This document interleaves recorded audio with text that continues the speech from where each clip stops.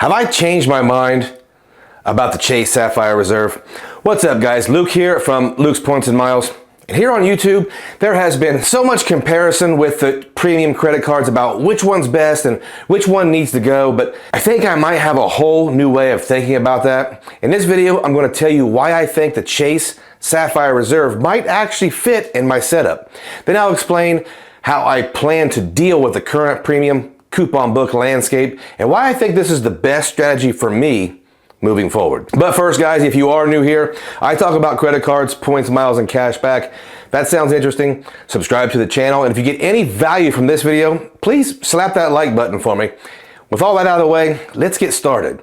Some background. After Chase announced the changes to the Sapphire Reserve, which I was holding at the time, I decided I was not interested in keeping the card in my wallet, and I changed that card to the Chase Freedom. Despite only being charged $550 for the next year instead of the $795 fee that is now. In a vacuum, I thought the card was fine at that price. But when you consider I was also holding the Amex Platinum and the Amex Business Platinum, along with the Capital One Venture X, well, the card with all its coupons, it was just tipping the scales of annual fees and work involved.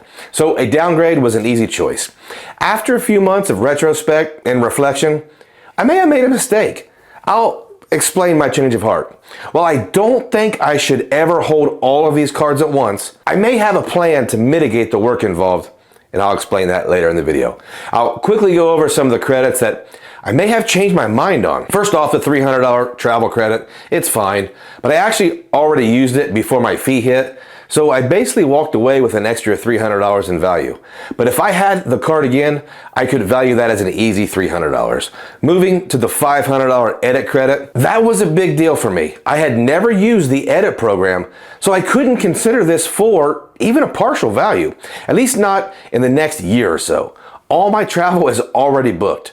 Then Chase tweaked the credits, and starting in 2026, you can use the full $500 for one booking, basically. That's a game changer, and it's a big enough deal for me to want to use the edit next year if I hold the reserve. I use programs like Find Hotels and Resorts, no problem, and this wouldn't be such a huge switch.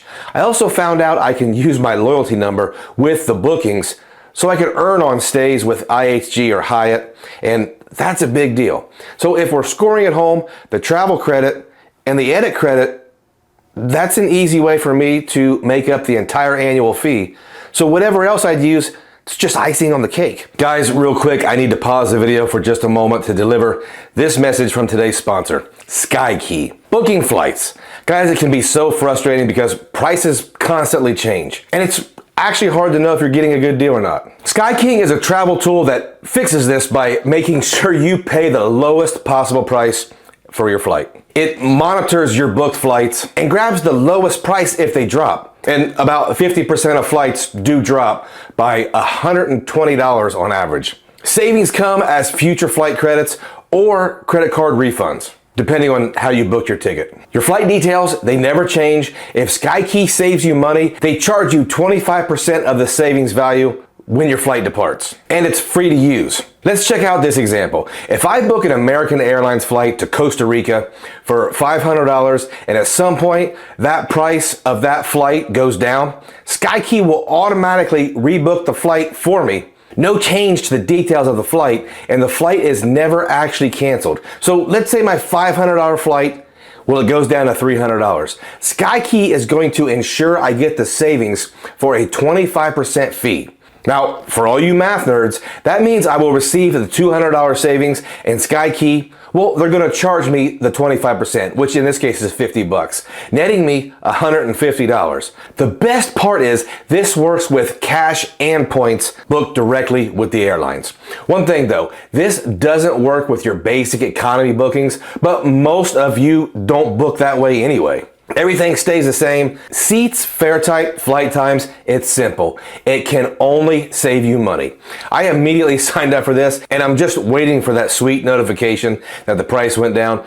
Right now I have around 16 total flights on my SkyKey list, and trust me, I will be updating you guys on this. Listen guys, this is an amazing product that I wholeheartedly endorse, and yes, I will leave a link for you in the description below. Thank you SkyKey for sponsoring this video, and thank you for creating such a cool product for us travelers. The StubHub credit, 150 bucks twice a year.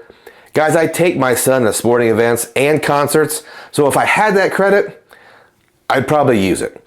Not sure how to value it because I prefer other ways of buying tickets, but I can use it, no problem. I absolutely hate DoorDash, but I will admit there were times when it was convenient to just order takeout, and the competitors don't deliver to my rural village. So I'd use the DoorDash credit even if I refuse to put a dollar amount on it. Moving quickly, the Apple credit and the Lyft credits are something that I'd probably use a little bit, but again, I won't put any value on that, but it might get used, and hey, saving 10 bucks on an airport ride, that might put a smile on this old dad's face. The dining credit right now for me is awful. There isn't a restaurant in Ohio on that entire list, and I'd have to rely on remembering to use the program while I'm traveling. So I have no idea if that would ever be used. Same thing though, if I did use it, I would be happy to save that cheddar. So annual fee wise, this is a cheap card to hold, but it still requires at least a bit of work. At the end of the day, it's really easy for me to get even on it. So what does even get me? Well guys, it gets me a card that I would use hotels and airfare at 4x, and for the portal purchases at 8x. And yes, I am quite comfortable booking stuff through a portal, and that's where we first see the points boost feature. The points boost can work well for me because I'm at a point where I like to book my domestic travel in first class if possible. Your uncle just can't sit in 34B next to Adam kids anymore. No thank you.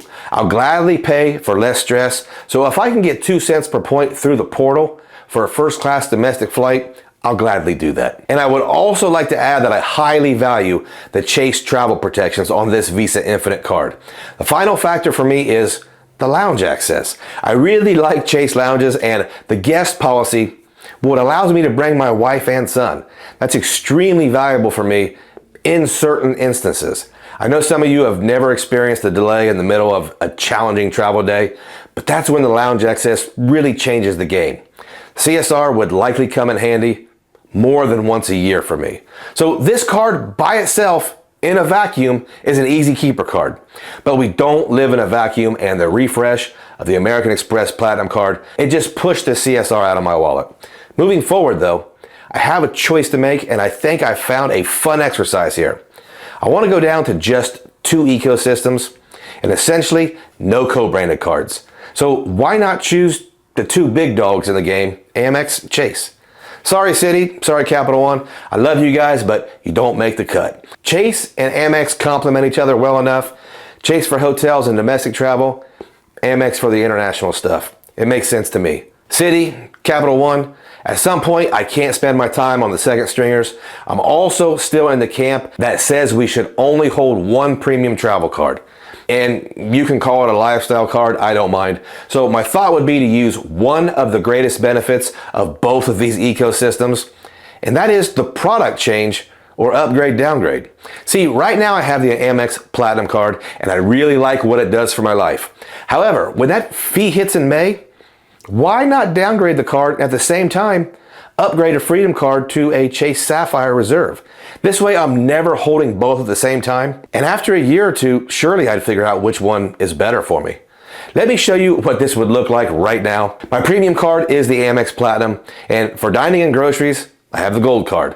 On the Chase side, I have the Freedom card to take advantage of 5X categories.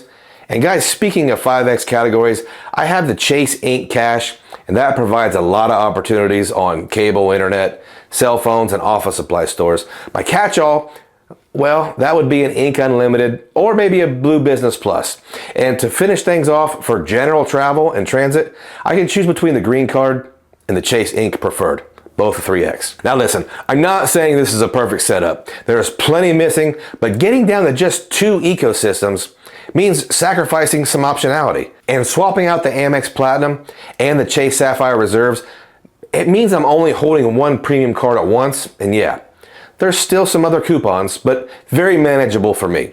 Guys, I'd love to have all my points in just 2 ecosystems, and these 2 are the best. Tell me what you think of this sort of setup. I also want to thank SkyKey for sponsoring this video. Sign up for SkyKey using my link in the description below. You can thank me later. As always, guys, if you have stayed all the way to the end, I want to thank you, and I appreciate every single one of you.